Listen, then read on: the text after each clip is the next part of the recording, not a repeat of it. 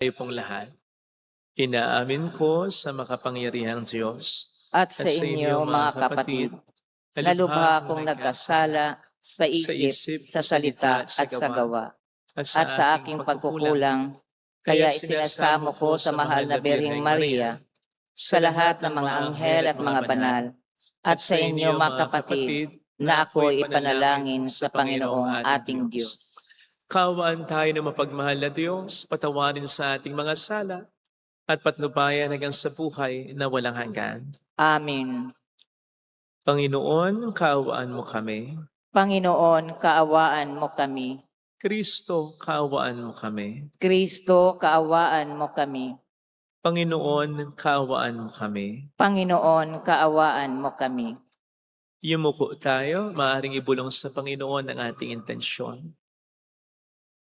Dasal natin ang ating bayan, ang mga tumutulong sa ating simbahan. Dasal natin ang mga may sakit at ang mga nag-aalaga sa kanila.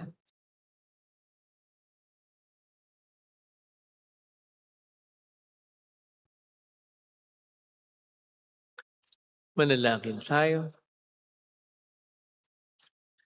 Ama naming makapangyarihan, pinananauli mo at pinahalagahan ang wagas na katapatan.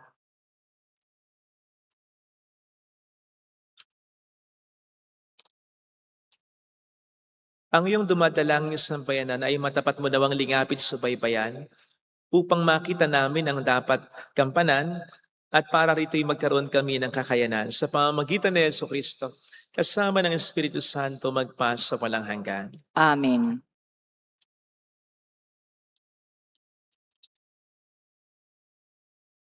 Ang salita ng Diyos mula sa unang aklat ni Samuel. Noong mga araw na yun, si Samuel ay patuloy na naglilingkod sa Panginoon.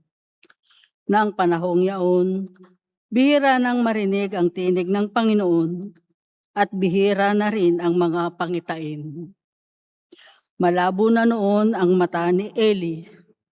Minsan, namamahinga siya sa kanyang higaan. Si Samuel naman natutulog sa templo sa may kaban ng tipan. Nang nagmamadaling araw na, siya ay tinawag ng Panginoon. Samuel, Samuel. Po, sagot niya. Patakbo siyang lumapit kay Eli at sinabi, "Bakit po?"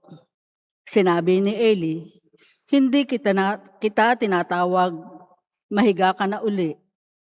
Nagbalik nga siya sa kanyang higaan. Tinawag siya uli ng Panginoon.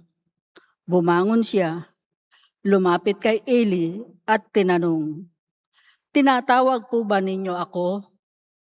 Sinabi ni Eli, "Hindi kita tinatawag, anak. Mahiga ka na uli." Hindi pa kilala ni Samuel ang Panginoon sapagkat hindi pa siya kinakausap nito. Sa ikatlong beses na tawagin siya, lumapit siya kay Eli at sinabi, "Narinig ko pong tinatawag ninyo ako." Naisip ni Eli na ang Panginoon ang tumatawag kay Samuel, kaya sinabi niya, "Sige, mahiga ka uli. Kapag narinig mo pang tinawag ka, ganito ang sabihin mo, 'Magsalita po kayo, Panginoon. Nakikinig po ang inyong lingkod." At muling nahiga si Samuel. Ang Panginoon ay lumapit kay Samuel at tinawag ito. Sumagot si Samuel, "Magsalita po kayo, nakikinig ang inyong lingkod." Habang lumalaki si Samuel, patuloy siyang pinapatnubayan ng Panginoon at nagkakatotoo ang lahat ng sinasabi niya. Dahil dito, kinilala ang buong Israel mula sa Dan hanggang sa Beersheba na si Samuel ay isang tunay na propeta ng Panginoon. Ang salita ng Diyos. Salamat sa Diyos. Handa akong naririto upang sundin ang loob mo. Handa akong naririto upang sundin ang loob mo. Ako ay naghihintay sa aking Panginoon at dininig niya ang aking pagtaghoy. Mapalad ang taong may tiwala sa Diyos at sa Diyos ay hindi dumudulog. Hindi sumasama sa nananambahan sa mga nagkalat na Diyos-Diyosan. Handa akong naririto upang sundin ang loob mo. Ang mga panghandog pati mga hain at mga hayop na handang sunugin. Hindi mo na ibig sa dambana dalhin upang yaong salay iyong patawarin. Sa halip ang iyong kaloob sa akin ay ang pandinig ko upang ikay dinggin. Handa akong naririto upang sundin ang loob mo. Kaya ang tugon ko, ako'y naririto. Nasa kautusan ang mga turo mo. Ang nais kong sundi iyong kalooban, aking itatago sa puso ang aral. Handa akong naririto upang sundin ang loob mo. Ang pagliligtas mo'y aking inihayag. Saan man magtipon ang iyong mga anak, di ko titigil ng pagpapahayag. Handa akong naririto upang sundin ang loob mo.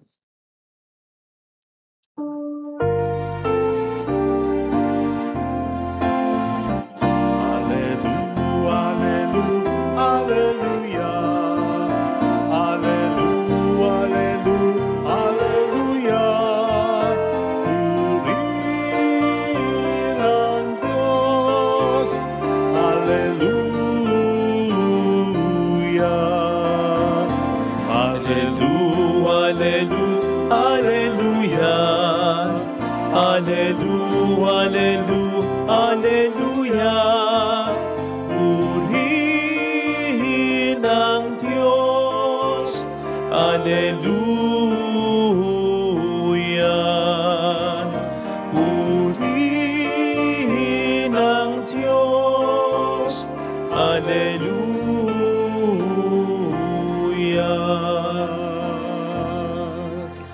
Sumainyo ang Panginoon. At sumaiyo rin. Ang mabuting balita po ng Panginoon ayon kay San Marcos. Papuri sa iyo, Panginoon. Noong panahong iyon, mula sa sinagoga, si Jesus ay nagtuloy-tuloy sa bahay ni Simon at Andres. Kasama niya sina Santiago at Juan. Nararatay noon ang biyanan ni Simon Pedro dahil sa matinding lagnat. At ito'y agad nilang sinabi kay Jesus. Nilapitan ni Jesus ang babae, hinawakan sa kamay at ibinangon. Noon di inibisan ito ng lagnat at naglingkod sa kanila. Pagkalubog ng araw, dinala kay Jesus ang lahat ng may sakit at ang mga inaalihan ng demonyo at nagkatipon ang buong bayan sa may pintuan ng bahay. Pinagaling niya ang maraming may sakit anuman ang kanilang karamdaman at nagpalaya siya ng mga demonyo. Hindi niya hinayaang magsalita ang mga ito sapagkat alam nila kung sino siya. Madaling araw pa'y bumangon na si Jesus at nagtungo sa ilang napuok at nanalangin. Hinanap siya ni Simon at ng kanyang mga kasama. Nang siya ay matagpuan, sinabi nila, "Hinahanap po kayo ng lahat." Ngunit sinabi ni Jesus, "Kailangang pumunta rin naman tayo sa mga kalapit bayan upang makapangaral ako roon. Ito ang dahilan ng pag-alis ko sa Capernaum." At nilibot niya ang buong Galilea na nangangaral sa mga sinagoga at nagpapalayas ng mga demonyo.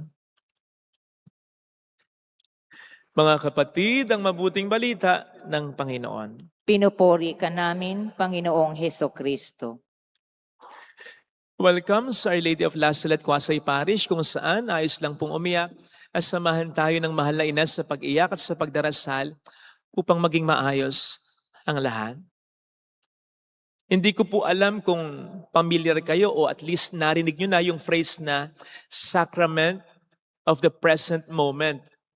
Sacrament of the Present Moment. Ito po ay phrase na kinoy ng isang 15th or 16th century French Jesuit priest na naglalayong i-highlight ang katotohanan ng Diyos ay nasa bawat sandali, segundo, minuto, oras ng ating buhay. Totoo naman yan sapagkat ang Diyos ang Alpha at ang Omega. At ang Diyos ay nasa saan? Kahit saan. Ang Diyos ay pupwedeng maramdaman kahit kailan. Ano man ang sitwasyon natin, ano man ang kondisyon natin, sa lahat ng pagkakataon, pwede nating maramdaman ang Panginoon. Kaya isa sa mga challenges ay maging sensitibo tayo sa mga presensya ng Panginoon sa bawat sandali ng buhay natin. Sapagkat ito ay bawat sandali ng grasya. Sa bawat sandali na nandoon ang Diyos, nandoon ang grasya na pwede nating makuha. At yan po ang isa sa mga sinasabi sa atin ng Ebanghelyo na ating napakinggan, na sinusuportahan ng ating first reading naman. Sa Ebanghelyo, mapapansin po natin na walang panahon, pagkakataon na sinasayang ang ating Panginoon. Ibinigay sa atin ni San Marcos ang typical na schedule ni Kristo. Napakarami niyang ginagawa. Napaka-hectic ng schedule niya. Pero lahat ng dapat niyang puntahan, napupuntahan niya. Lahat ng dapat niyang gawin, nagagawa niya. Lahat ng dapat niyang sabihin, nasasabi niya. Wala siyang inaaksayang panahon. Sapagkat lagi niyang nagagawa kung ano ang kalooban ng Diyos para sa kaniyang buhay. Ang sikreto po nito ay ang madalas niyang pagdarasal. Di po ba, minsan tayo, pag marami na tayong schedule, hindi na natin alam kung anong unahin natin. Kaya may naisasakripisyo na hindi dapat isakripisyo. May nagagawa tayo na hindi natin dapat gawin. Hindi ganun ang Panginoon natin. No wonder, 33 years old lamang siya nung siya'y namatay. Anong sabi niya? It is finished. It is accomplished. Walang kulang. So lahat ng pinagagawa sa kanya ng Ama, nagawa niya. Hindi ito sa dami, ha? Sapagkat hindi naman lahat ng may sakit pinagaling niya. Hindi naman niya sinob lahat ng problema ng tao. And we should be able to understand that sapagkat naging tao si Kristo. Naging limitado siya ng space at ng time tulad mo, tulad ko. Hindi ito sa quantity, sa quality. Ano ba ang pinagawa ng Diyos sa kanya? Nagawa niya. So nandun yung fulfillment sa buhay niya. Tayo po ba? Hindi ibig sabihin masaya tayo? Hindi ibig sabihin marami tayo na-accomplish? Nagagawa pa natin ang kalooban ng Diyos para sa buhay natin. Hindi ibig sabihin sikat ka? Hindi ibig sabihin kumikita ka ng malaki? Hindi ibig sabihin nakakatulong ka sa iba? Okay na, ha? Baka na may nami-miss tayo ng mga tunay na mahalaga. Minsan ay naikwento at naisabi ko na sa inyo sermon ko. Bagamat okay naman ang ministeryo ko sa palagay ko, tinatanong ko pa rin, yung ginagawa ko ba ngayon? Ito ba talaga ang gusto lang na ipagawa sa akin ng Panginoon? Sapagkat baka mayroon siyang mga gustong ipagawa sa akin. Hindi ko na nagagawa sapagkat na-focus ako sa mga gusto ko na palang gawin at hindi niya gusto na ipagawa lang sa akin. Baka meron pa siyang gustong ipagawa sa akin. Ito rin ang dahilan kung bakit para sa mga susunod na assignments, 1.5 years na lang ako dito. Honestly, kahit may mga nagbubuyo, sinasabi ko, hayaan natin ang Panginoon. Wala dapat magsasuggest, wala dapat mag-i-insinuate. Basta magdasal na lang tayo. Bahala siya para ilagay niya ako ng Panginoon sa kung saan niya talaga ako gustong iasan. Tayo, sa estado ng buhay natin ngayon, nandoon ba tayo sa punto sa estado, sa circle of friends, na gusto ng Diyos na paglagyan sa atin. Tingnan po ninyo, again sa ating ebanghelyo, ha? Dinudumog na si Kristo ng mga tao. Ang dami nang naghahanap sa Kanya. Yun ang sabi ng mga apostol sa Kanya. With the insinuation, dito na lang tayo. Yun yung parang gustong ipahatid sa Kanya ng mga alagad. Ang dami naghahanap sa inyo. Lahat hinahanap ka. Dito na lang tayo. Ang lakas ng tukso na sabihin ni Kristo sa Ama, Ama, dito na lang po kami. Ha? Total, marami pa akong dapat pagalingin. Total, marami pong hindi nakapakikinig sa akin. Wala naman po sigurong masama at hindi naman po siguro magkaiba yon. Sapagkat kung saan mo ako papupuntahin, tao rin naman yung mga narito tulad ng mga tao. Kung saan mo ako gustong dalhin. You see? Ang lakas ng tukso na manatili na lamang dun si Kristo. Kasama na ang tukso na pagod na siya. Bakit pa siya pupunta sa iba? Pero hindi kasi yon ang sinasabi ng Diyos na gawin niya. Nakita nyo na? Napakalakas ng radar ni Jesus. Ano ang kalooban ng Diyos para sa akin? Hindi siya nalilito eh. Kasi nga, lagi siyang nagdarasal. Pamilyar na siya sa kung ano ang kalooban ng Diyos para sa Kanya. Yung iba sa atin, between right or wrong, nahihirapan na eh. Kapatid, mahiya naman tayo. Between right and wrong, dapat alam natin, dapat nating piliin. Napaka-elementary niyan pagdating sa buhay pananampalataya natin. Dapat nandun na tayo sa level. Ang pinagdidesisyon na natin, ano ba ang pinakamabuting gawin sa lahat ng mga mabuting gawin? Ayun. Mas mahirap yun. Pero doon makikita, ibang level na yung pananampalataya at relasyon natin sa Panginoon natin. Kapag ang pinipili na natin between sa mga mabubuting gawin at kung talagang tayo'y laging nagdarasal at laging nanala at ginagawa ang kalooban ng Diyos sa buhay natin, magiging madali para sa atin. Ito ang pinakatama, pinakamabuting gawin. Mga kapatid, kung ito po'y mangyayari sa atin, napakalaking blessing yung nangyari kay Samuel. Kasi ang sabi dito, lahat ng sinasabi ni Samuel ay nagkakatotoo. So ibig sabihin, lahat din ng nagiging desisyon niya, tama. Kasi nga, ang naging motto na niya sa kanyang buhay ay, Speak Lord, your servant is listening. Marami tayong mga problemang maiwasan. Marami tayong mga relasyon na hindi dapat pasukin, na hindi natin papasukin. Hindi tayo magsisimula ng business na hindi tama. Gayon din ang trabaho na hindi sa atin akma. May spare tayo sa maraming mga problema kung lagi tayong nagdarasal at sumusunod sa kalooban ng Diyos para sa atin. So hindi lamang po sapat yung nakikinig tayo, dapat may tapang din tayo sundin ito. Kasi kahit naman hindi tayo madalas magdasal, magsimba, palagay ko, malakas pa rin yung sense ng konsensya natin. Ito ang dapat mong gawin.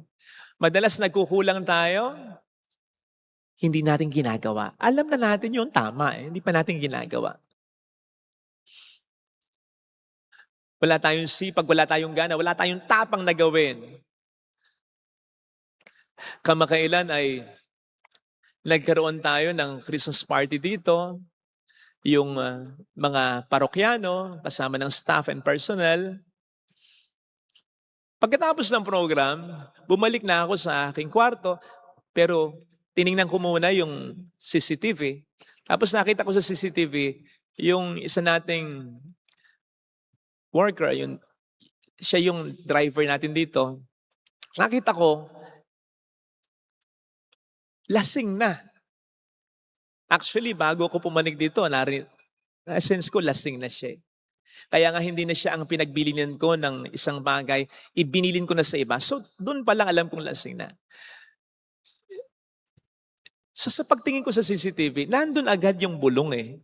Huwag mo nang pag-drive-in pa uwi. Pilitin mo na dyan na lang magstay.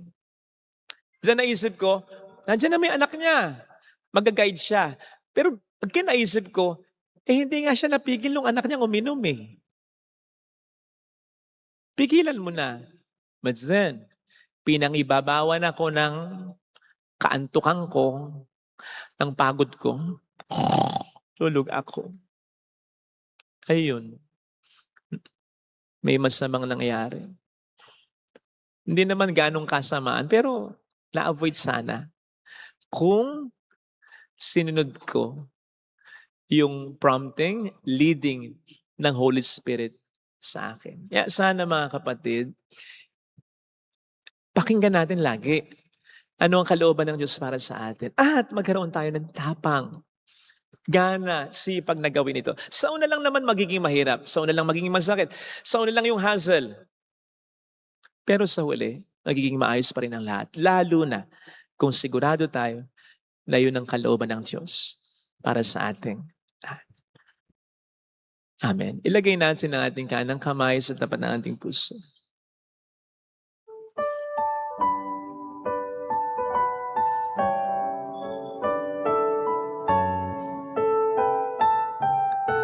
Awitin natin. Alam kong may magagawa ang Diyos.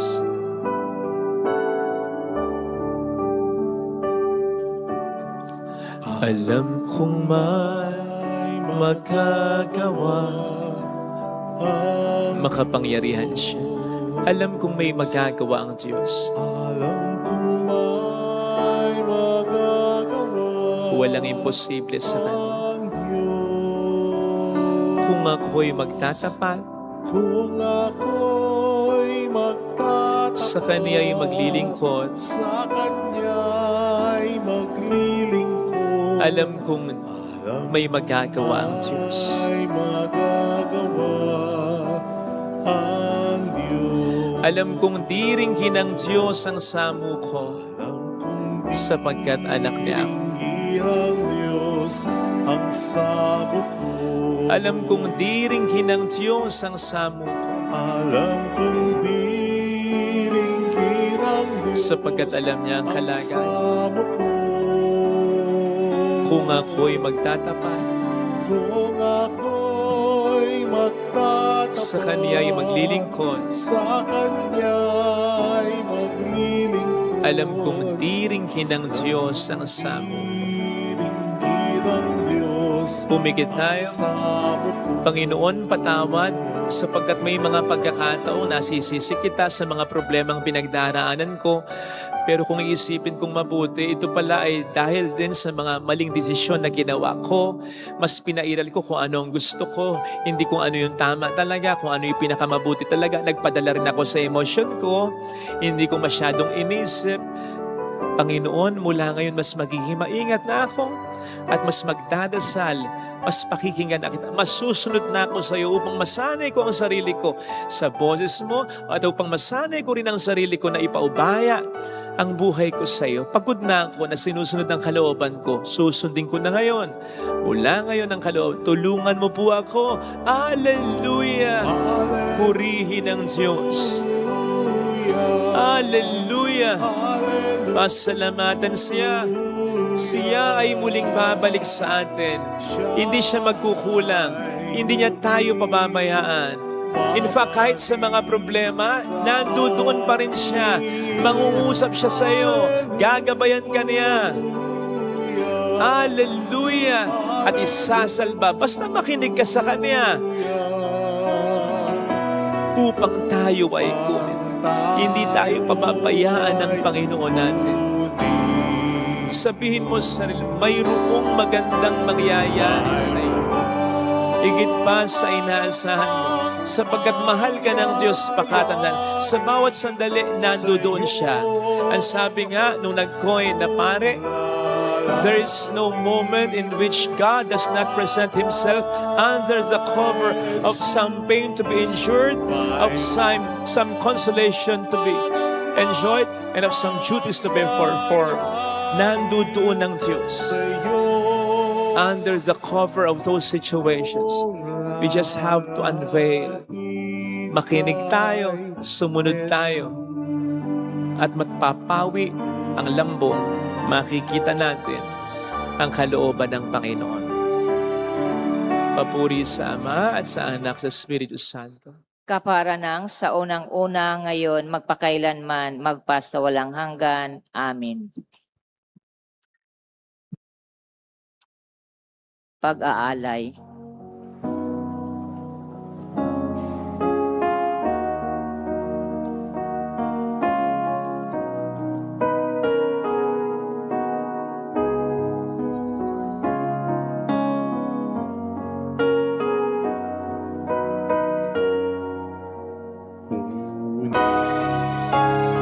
Nagling katalima ko, ipagkaloob mo lang ang pag-ibig mo. At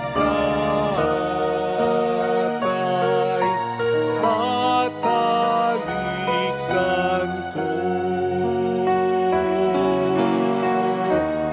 Tatalikdan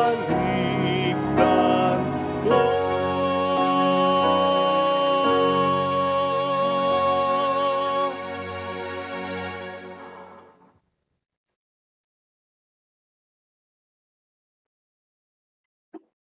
Manalangin tayo, pang ating handog ay maging kalugod-lugod sa Diyos Amang makapangyarihan.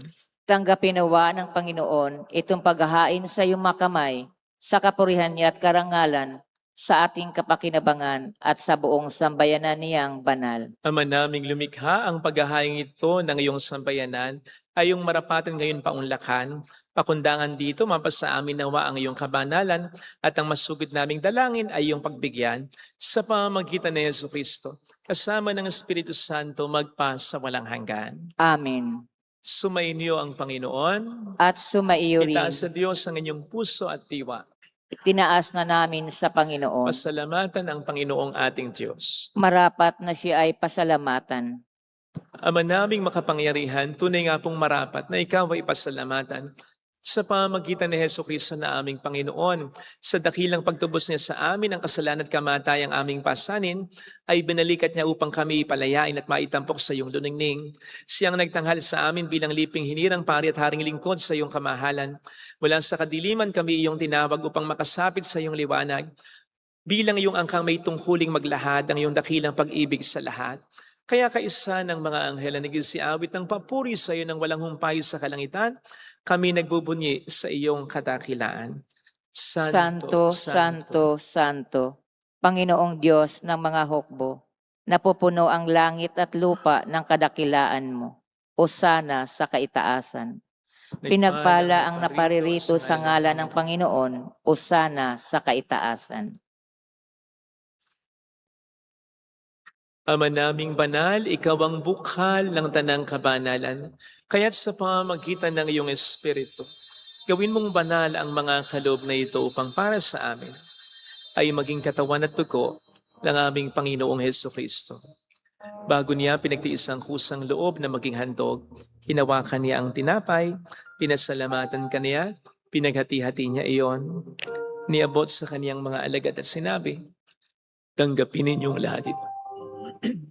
Tanggapin ninyong lahat ito at kanin. Ito ang aking katawan na ihahandog para sa inyo.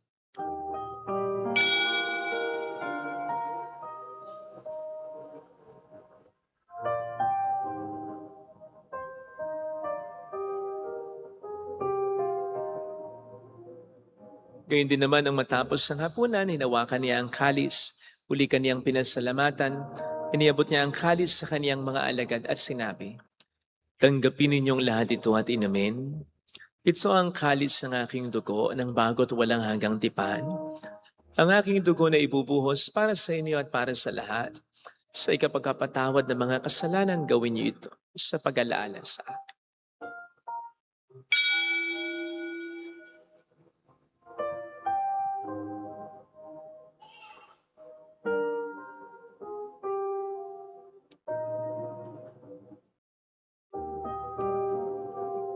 Ang misteryo ng ating pananampalataya. Si Kristo'y namatay, si Kristo'y nabuhay, si Kristo'y babalik sa wakas ng panahon. Ama, ginagawa namin ngayon ang pag-alaala sa pagkamatay at muling pagkabuhay ng iyong anak, kaya inialay namin sa iyong tinapay ng buhay at ang kalis ng kaligtasan. Kami nagpapasalamat dahil kami iyong minarapat at tumayo sa harap mo para maglingkod sa iyo. Sinasamo namin kami na magsasalo sa katawan at dugo ni Kristo ay mabuklod sa pagkakaisa sa pamamagitan ng Espiritu Santo. Ama, lingapin mo ang iyong simbahang laganap sa buong daigdig. Puspusin mo kami sa pag-ibig. Kaisa ni Leon na aming Papa, ni Janice na aming Obispo at ng Tanang Kaparian. Alalahanin mo po ang mga kapatid naming nahimlay ng may pag-asang sila'y muling mabubuhay, lalo na po ang aming mga ipagdarasal. Saglit nating ipagdasal ang ating mga kakilalang yumao.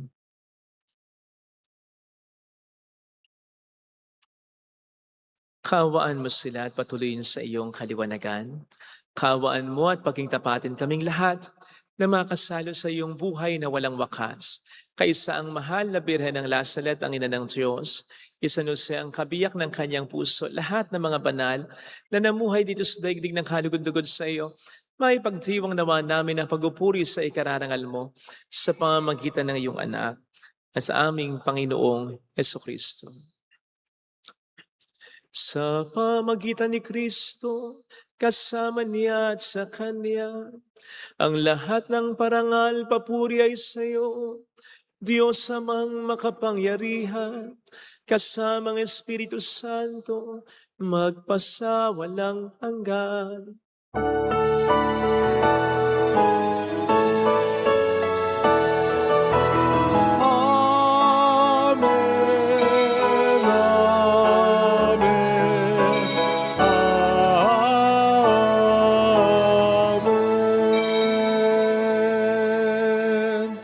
Tumawag tayo sa ating Ama.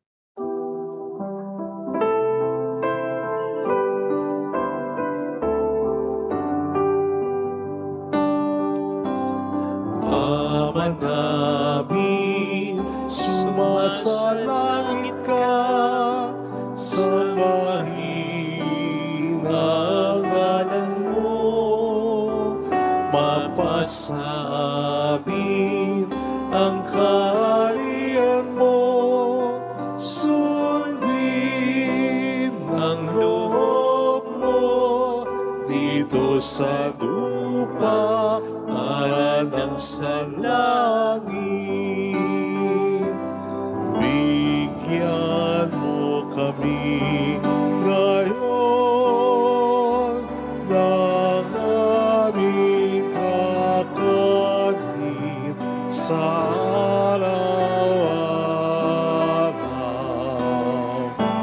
at patawarin mo kami sa aming mga sala, para ng pagpapatawad namin sa nagkakasala sa amin, at huwag mo kami ipaintulot sa tukso, at iadya mo kami sa lahat ng masama.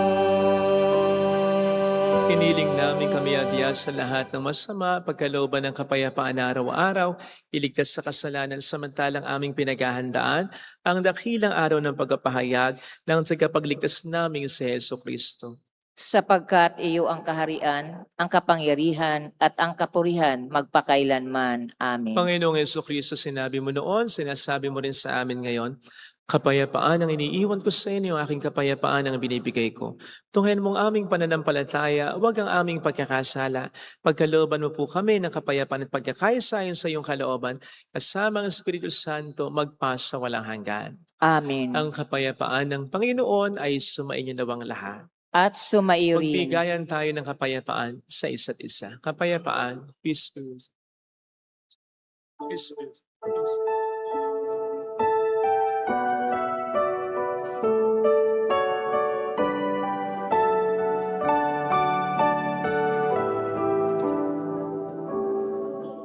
Kundero ng Diyos na nag-aalis ng mga kasalanan ng sanlibutan.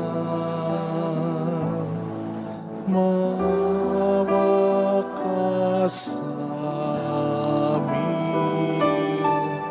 Kordero ng Diyos na nag-aalis ng mga kasalanan ng sanlibutan. Maawa ka sa amin. Agnus Dei qui tollis peccata mundi, dona nobis pacem, dona nobis pacem, dona nobis pacem.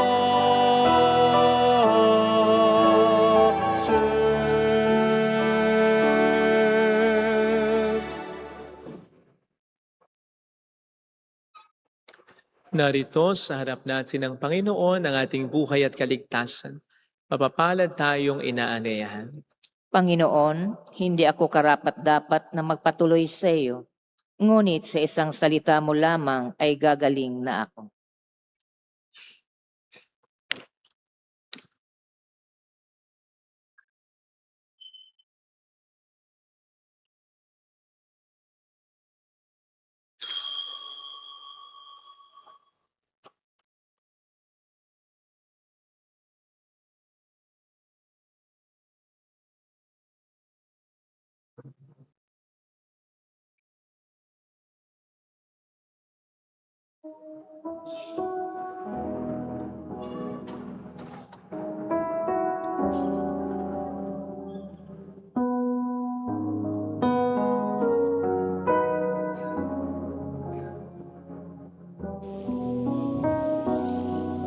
Panalangin para sa espiritual na pakikinabang. Panginoong Hesus, ako ay naniniwala na ikaw ay nasa kabanal-banalang sakramento. Iniibig kita ng higit sa lahat at ninanasa kong tanggapin ka sa aking kaluluwa. Sapagkat sa mga sandaling ito, hindi kita matatanggap sa sakramento. Tumuloy ka sa espiritu sa aking puso. Niyayakap kita na para bang naririto ka na. Inaalay ko ng buong buo ang aking sarili sa iyo. Huwag mong hayaang mawalay ako sa iyo. Amen.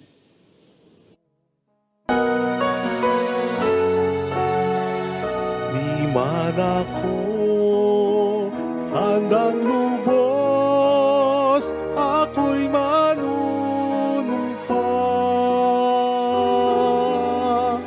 Puso mong kasabay magtataya.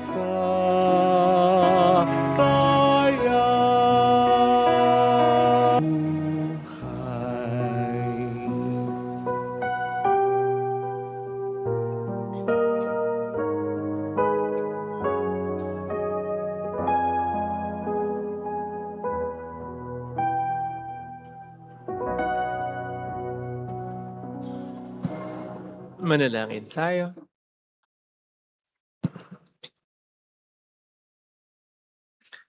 Ama naming mapagmahal, hiniling namin kami pagbigyan pakundangan sa iyong dulot na pakikinabang. Ipagkaloob mong ikaw ay aming mapaglingkuran sa pamuhay namin sa paraang iyong kinalulugtan. Sa pamamagitan ni Jesucristo, kasama ng Espiritu Santo, magpa sa walang hanggan. Amen. Holy God, Holy Mighty One, Holy Immortal One. Have mercy on us and on the whole world. Holy God, Holy Mighty One, Holy Immortal One. Have mercy on us and on the whole world. Holy God, Holy Mighty One, Holy Immortal One. Have mercy on us and on the whole world. Jesus, King of Mercy, We trust in you. alalahanin, Alalahanin, o mahal na Birhen ng Lasalit, ina ng pag-asa, ikaw ang nagpaalala sa aming magbalik loob sa Ama. Ito ang nagpapatunay na ang kagandahang loob mo'y nanatiling busilak. Sa pag-aaruga mo sa amin, tungkulin mo'y tinupad. Sa paanan ni Kristo, itinuring mo kaming mga tunay mong anak. Kaya ninais mong ni Isay huwag mapahamak. Maging sa iyong walang tigil na pananalangin, pati luhay pumatak. Huwag naman mawala ng saysay ang iyong paghihirap. Hiling nawa namin sa iyo, o aming inang liyag, na matapos ang pakikibaka namin sa mundong ito, at sa pananatili naming tapat kay Kristo, sa kapurihan mo'y makibahagi kaming ganap, upang kung nasaan ka ngayon, ay maparoon din kaming lahat, at ang kaganapan ng kaluwalhatian ng Diyos Amay, tuluyang matupad siya nawa. mahal na Birhen ng Lasalet, tagapagkasundo ng mga makasalanan. Ipanalangin mong walang patid kaming mga dumudulog sa iyo. Maraming salamat po sa inyong pakikisa sa mga tulong na binibigay po ninyo sa pagsuporta sa ating souvenir shop, religious store, Trinity na Crown sa mga nag-aalay ng alkansya at sa pag-share ng ating mga live masses and recorded videos reflection. Salamat po sa mga kasama natin sa online broadcast of this Mass, sa mga tulong na pinapadala niyo po na nagiging dahilan para marami at marami tayong maitulong sa iba. Salamat po. Sumayin niyo ang Panginoon. At sumaiyo rin. Palain kayo kasama ang ating pamilya ng mapagmahal na Diyos, ng Ama at ng Anak, ng Espiritu Santo. Amen. Umayo tayo sa kapayapaan ni Kristo. Salamat sa Diyos. Salamat.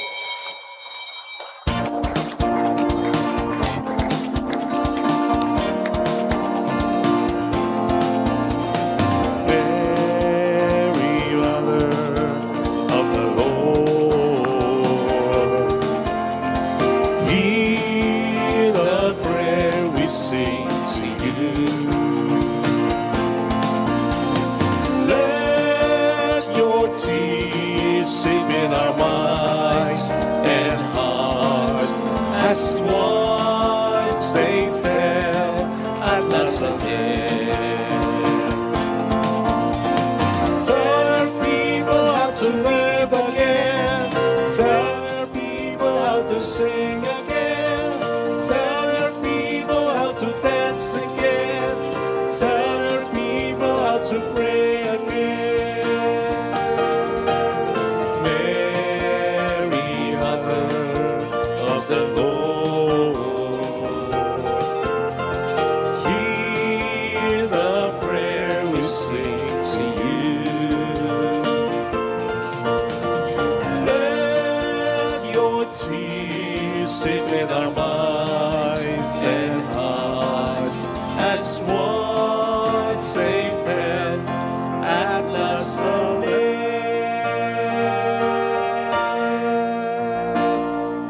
Salamat po.